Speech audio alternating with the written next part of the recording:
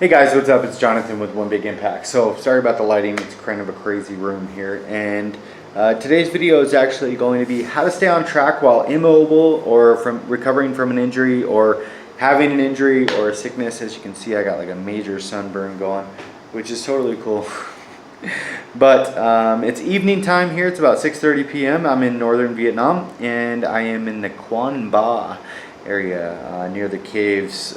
We missed the day on the caves today, so that's okay. But we are going to talk about this. We have about 10 things that we're going to cover, and I think it's really important that we do, because not only people have issues with immobility and stuff like that, but in general in life you're going to hit times where you don't have necessarily the energy that you would, or something's happened, or you're recovering from surgery or something like that. So this is actually specifically directed towards one of our viewers, Amy Jo Walls. She's recovering from, I believe, a full knee replacement, or at least a knee surgery. I know that. So I wish you to get well soon, Amy, and I wanted to make this video, so hopefully it helps you with some tips. Please don't think I'm directing them all towards you or like stabbing them at you or whatever, but I'm just trying to provide the best type of information I can, because as you know, I had a shoulder surgery and stuff like that, so I know what helped me stay on track, and I want to be able to share those things with you. So I won't be able to edit this video, so I apologize in advance. It'll be kind of choppy. Unfortunately, Google is not letting me log into my YouTube through my video editor, so it's kind of fun. So I don't get to edit anything. It's just going to be straight through. So I'm going to do my best. 2 minutes and the video starts. I'm sorry. Okay, so first of all, when you're recovering from an injury, or you have an injury, or you're dealing with immobility or some type of issue, you could be wheelchair bound or something like that, use this time to have your mind work with you, not against you. So first of all, your mind is a very powerful thing. Do not let it slip into the bad parts, or or the negative thoughts and stuff like that, because ain't nobody got time for that. Like, seriously. Number 2 is get extremely clear on where you want to go with your goals and what you want to achieve. Now, you can use this time specifically because you are doing pretty much nothing but sitting around. And I'm not saying you're not doing anything sitting around, but if you're having no mobility issues and anybody's out there saying, well, I can't do this, I can't do that, and they're like, and then people say, well, I don't have time to do that, I don't have time to do that. Pick one. It's one or the other. If you don't have time to get clear about your goals, well, then you have time to stay on track and stuff. So this question would not have to be answered for you. But for those of you that do have this question, I think it's really important to journal and get specific. Do you want to lose 30 pounds? Do you want to lose 50 pounds? Do you want to lose 100 pounds? What are you going to do each and every single day, month, semi-monthly, quarterly, and every year to be able to achieve this goal? Get clear about it.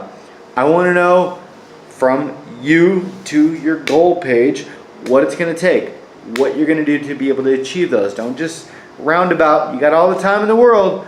You're sitting there. You got a pen. You got paper. Start getting it put down. Number 3 is, now this is kind of an analogy. Remember, like a blind person, okay? A blind person suddenly, and this is assuming that you're suddenly struck with an injury or a recovery from a surgery or something like that. A blind person loses their sight, and what happens? Their other senses are heightened. Suddenly they're better listeners, and I'm not saying that in like a rude way. I'm saying it literally. You know, when you lose one of your senses, your other senses are heightened. So it's important that if you lose your mobility, you act with your brain. Your brain is now the #1 factor in everything. So if you look at, what was the guy that just passed away? Like really super smart guy in a wheelchair. I don't remember his name, but you know who I'm talking about, I believe.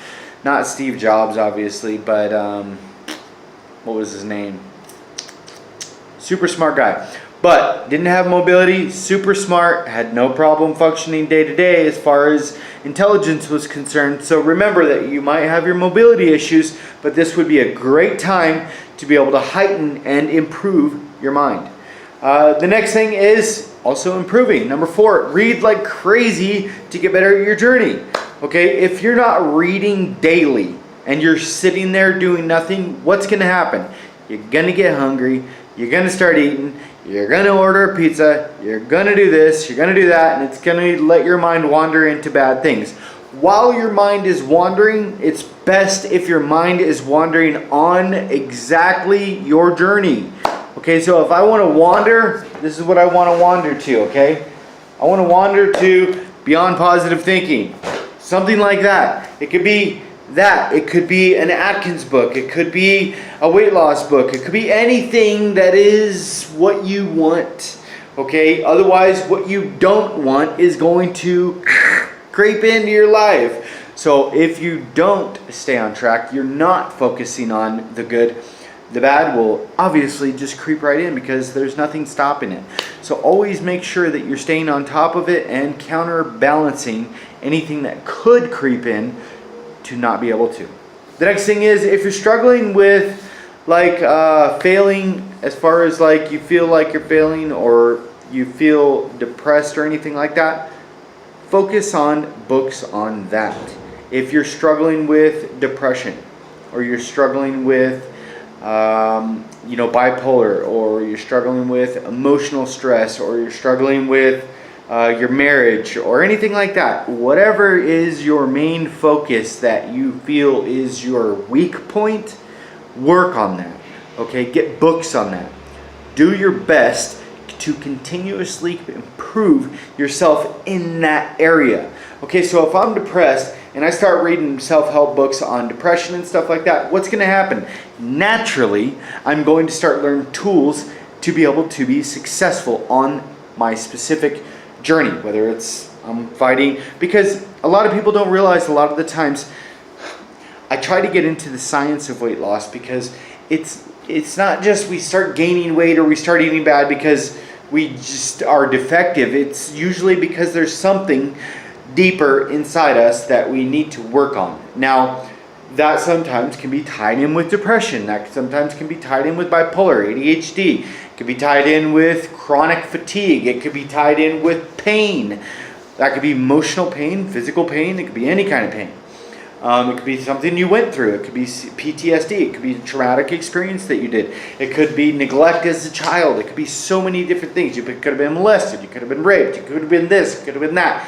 It could be 100 things, okay? So please remember, if you have not fixed those things, not that they're fixable, but you know what I mean? Like if you've not worked on that area of your life, and you know that's probably when you start feeling a certain way, you start eating bad or something like that, it's time to probably dive in to working on that so that you can have less problems in the future as far as your weight loss journey or your healthy living journey or being the best version of yourself, because time heals everything, okay? Time heals everything. But you don't have to wait forever to begin the journey to healing whatever problem of your life is an issue. So keep that in mind. The next thing is, number 6 is active reading. Okay, so I'm going to show you what active reading looks like. Now, I could just pick up this book and I'm like, yeah, good book. What happens at the end of this book if I just read right through it? About 50 to 75% of it probably is forgotten within the first day. Within the first week or month, you probably don't remember 10 cents of it. Within 6 months, maybe you remember one quote out of the entire book. 300 and some odd pages, and you forgot everything. Okay, so this is what active reading is. Active reading is, I'm going to open up this book and I am going to find something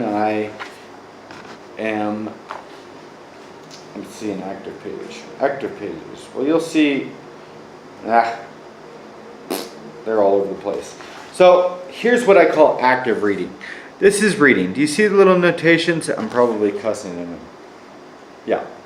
It says FUCK, sad face, LOL. And then there's like to walk in this house underwear, to make videos in a big kitchen, to show others how to break the mold.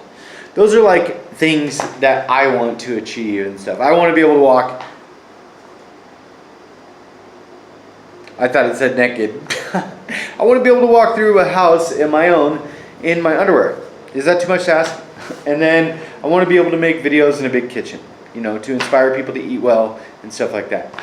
The other one is to show others how to break the mold. You know, and people don't believe I'm capable, or people in my family were capable of doing things like this, or, you know, being in shape or being healthy mentally, physically, emotionally, and stuff like that. So I'm going to work on those things. But that is besides the fact. The fact is, the idea is write about what you're reading, okay? So you're reading it and then you're writing it.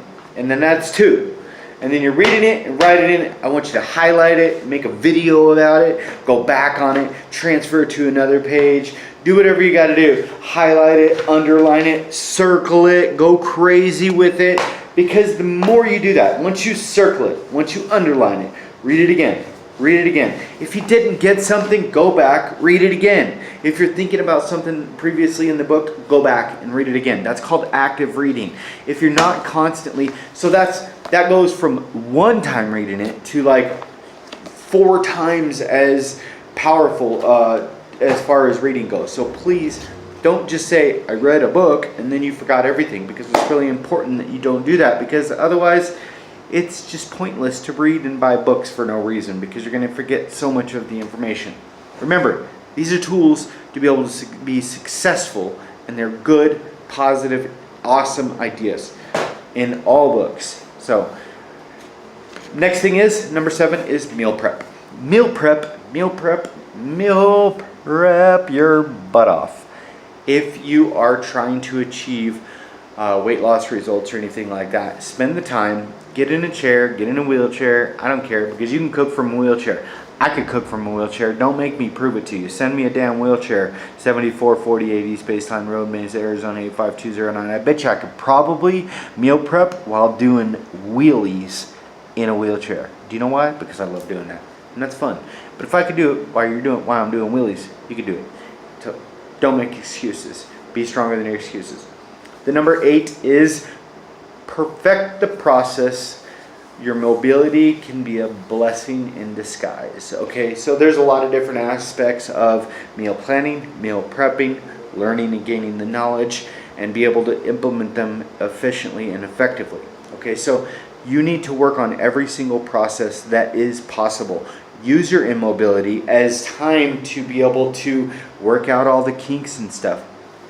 If I stood up and I was constantly moving around and you gave me a pile of Legos, right? You gave me a pile of Legos and you're like, put these together throughout the daily process. How long is it going to take me in comparison to somebody that sits down and is immobile and works on those same Legos over the course of the next 30 minutes? They are going to be 10 times more successful. Why? Because they were immobile. They sat down and focused on it. Use your immobility and your inability to be able to be active in your healthy journey. Don't make excuses, and if you do, make excuses to do the right things, not the wrong things. Number 9 is stop thinking you're a victim of circumstance. A lot of the times, I had my shoulder hemmed up and I'm like, oh my gosh, I can't do this, I can't do that. You start thinking all this crap. No, it's gone. Don't even think about it. It's not even about victim of circumstance. You got a leg, you got an arm, right? If you ain't got an arm, okay, cool. Wait, do you got an elbow? Do you got a shoulder? Do you got a head? You obviously got a brain and a heart. No matter what you got, if you got these 2 things, you're good to go. There's no victim. There's no feeling bad for yourself. There's no reason to feel like that, because you're awesome and you can do anything that you want to do, no matter what, okay? You see people every day. I saw some lady on Facebook the other day driving with her toes because she has no arms. What the hell is your excuse? That she's driving with her toes. I don't even think I could lift my leg up that high, okay? That is pretty damn impressive. So don't make excuses on saying I am a victim, or feeling sorry for yourself and stuff. We all do it, okay? does that mean I'm a victim of being a victim? You know what I mean? Like, we've all been there. We've all done it. So don't fall into that trap. Number 10 and most bestest. Let me take a little sip of water. Funny, a best. A best. I want to be a best drinking my water. Of course, drink your water.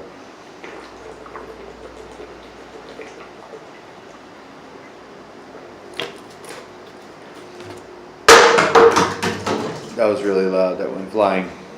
Number 10 is exercise. Now, that.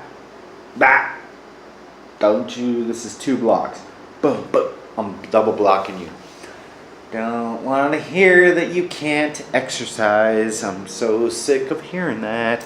Because you can. Okay? If your legs don't work, your arms do. If your arms don't work, your legs do. If your left arm don't work, your right arm does. If your legs and arms don't work out your neck. If you ain't got no legs, no arms, do some sit-ups. Put your whatever you got, anything under the table and pull up your core. Do something. Do back work. Do whatever you can. Okay? If you're immobile, get some bands. Put them under the seat. The seat I'm on right now, look. The seat I'm on right now, the seat, you could put a band under here. Oh, where's my hand? You can put a band under here and you can just lift them, okay? You can lift them and train your shoulders. You can train anything. One of the most important things when you're trying to work on your emotional and mental health wellness is staying active, pushing those endorphins, those dopamines, all that, and trying to regulate those chemicals inside your mind. I have struggled with mental health and mental instability my entire life, and most people don't understand it. It ruins relationships, friendships, it ruins a lot of stuff in your life, but it doesn't have to ruin you, okay? And I'm not saying that's any excuse to ruin those other things, but what I'm saying is maybe you've seen a pattern where you struggle with different types of things, and that's okay. We're all human. There's no big deal. But the important thing is that you stay active in whatever part you can do. If you can't do your arms, you can't do your legs, do side bends. Work on your obliques. Do it for 20 minutes till you get sore. Next day, do it for 25 minutes. You know, increase over time. And eventually, you're going to start feeling better. I think it's really important that you freely, every day, focus on doing your best. Don't focus on the bad. Don't focus on the fact that you have issue with surgery or you're paraplegic or whatever. Focus on what you do have. Right now, at this very moment, you have life. And there's not really much better than that. You know, you have life, you have your freedom, you have love.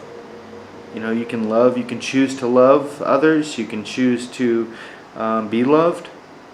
You know, so do your best.